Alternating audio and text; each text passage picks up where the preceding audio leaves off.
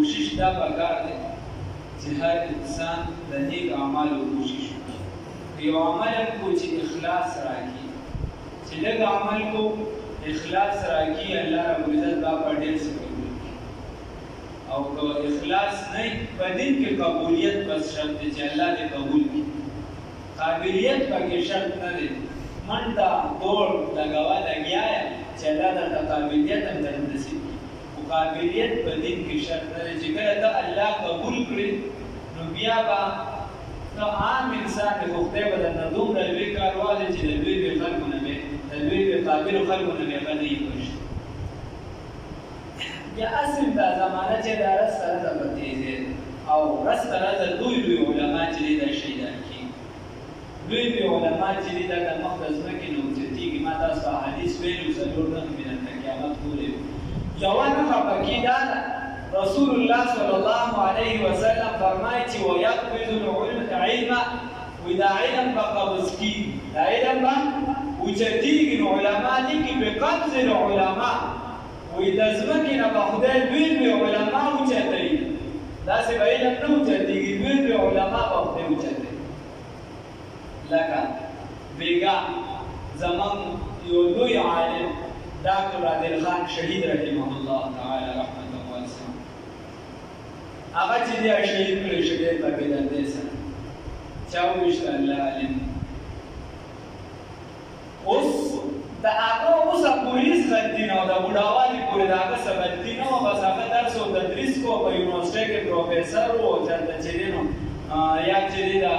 ملیشیا صدر و، د ایوارډونه ورکړو. د هغه اوس چې دی نو لوی جرم دا شو چې هغه پنجبیر والا حضرات، هغه اهل حدیث حضرات، هغه بریلیان حضرات، هغه زموږ دیوبندیان حضرات، دا یې ټول راغونډ کړو، یو پلیټ باره مې دې ته ورکړو، ورته وایي د یو پارټۍ جنډه به هم نه استعمالوي، د یو فرقې ناره به هم نه وي، بغیر د فرقې نه، بغیر د سیاسي جنډې نه یوه ناره به د لاندې نه لګي، د سټیج نه چې کومه ناره لګي صرف د صحابو دفاع به کوي، بغیر د دین نه. د صحابو دفاع به کوي. د صحابو د دفاع لپاره په کراچۍ کې داسې ریلي وباسه چې په تاریخ کې د هغې مثال نه و، یعنې او د هغه بس دغه سزا شوه چې هغه شهید کړی شو. نو هغه داسې شخصیت و چې یو خو د امت په اتحاد دپاره د مخکې نه هغه کار کوو. یعنې زموږ د خیبر ایجنسۍ اوسه د علوم دیوبند نه فارغ شوي مولانا شیخ سلیم الله خان رحمه الله تعالی 2017 کې هغه وفات شو. د دې والد صاحب 91 سال عمر کې وفات شو، دا اوس یې چې دی دا زوی وفات شو.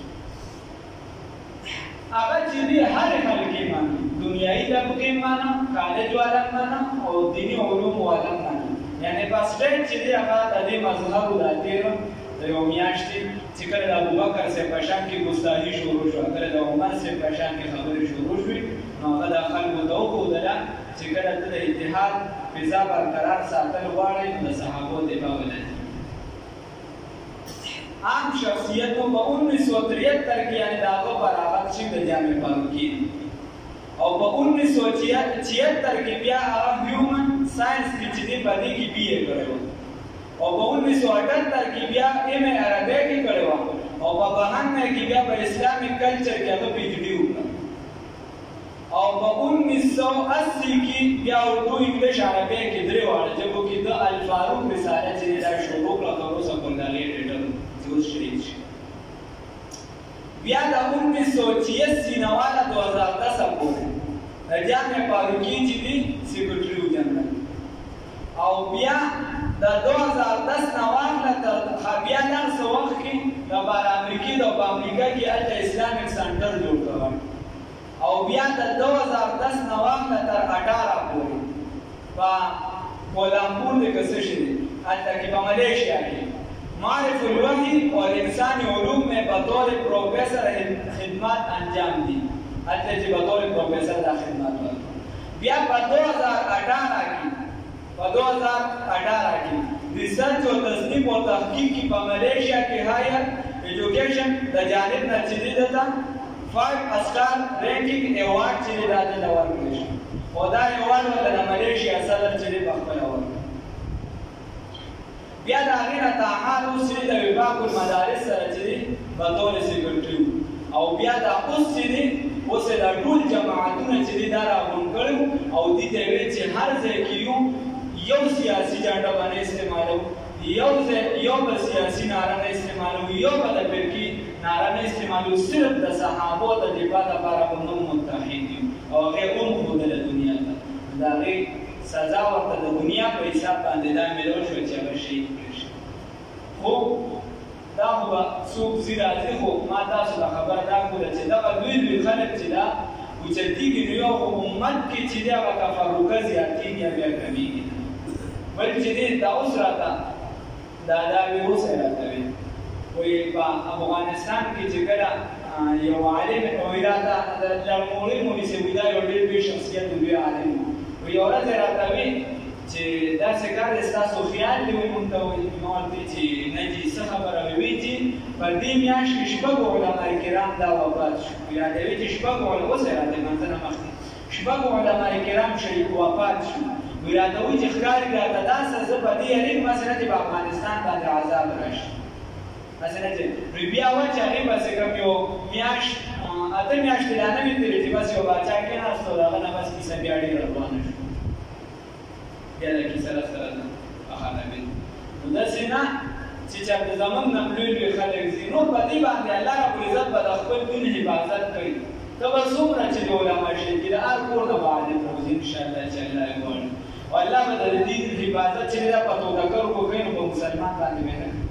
دا خدمت به خدای به د چا نه اخلي خو چې موږ هم دا اراده وکړو چې دا خدمت خدای د چا نه اخلي چې زمانې به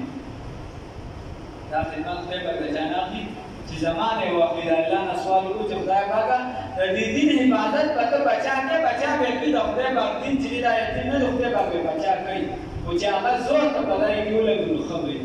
چې زور ته په دغه کې ولګو نو ښه وي الله ربالعزت راله توفیق راکړي ورنه امام احمد بن حنبل صاحب یو قول دی هغه وایي زموږ د حقانیت فیصله زموږ جنازه به کوي زموږ د حقانیت فیصلې به زموږ جنازې کې نو شیخ زکریا رحمت الله علیه بیا لیکلي د فضایل اعمال چې چا لیکلي وایي د هغه په جنازې لیدلو باندې صرف 100,000 کسان چې دا مسلمانان شوي 100,000 کسان دا صرف د هغه په جنازه لیدلو باندې چې دومره یو غریب مولا او د کوم ځای نه خلک جنازه نو دا به نن چې د ډاکټر صاحب جنازې ته وښودل الله ربالعزت د شهادت قبول کړي الله ربالعزت دې موږ له دا فکر راکړي موږ له دې چې دی دا درد غم په زړه کې پیدا کړي چې د دې دین لپاره موږ هم څه محنت او سبا چې دا کوم پروګرام دې ملګرو ته ووایي خو د الله د رضا لپاره خپل هم ښه وخت راشي خپل کارونه هر سبا درست وکړي الله ربالعزت دې راته توفیق راکړي مور هم چې ترجمه کړي چې دی ښه په ډېر باندې د ژوند څه پته نه لګي یعنې دا عبدالعادل خان صاحب دا کومه دی بس اسلام آباد کې لوي چې بلکې د هغې فایده هم میلوه شوې فایده اهل تشیع حضرات هم ناسو زمونږ هم ناسو یو خبرې ته رسېدلې مو چې بس تاسو په ابوبکر صاحب باندې کنځلې نه کوئ دغه ته منع کوي یو خبرې ته رسېدلې وه هغې فایده میلوه شوې وه او د فایدې نه مخکې چې دی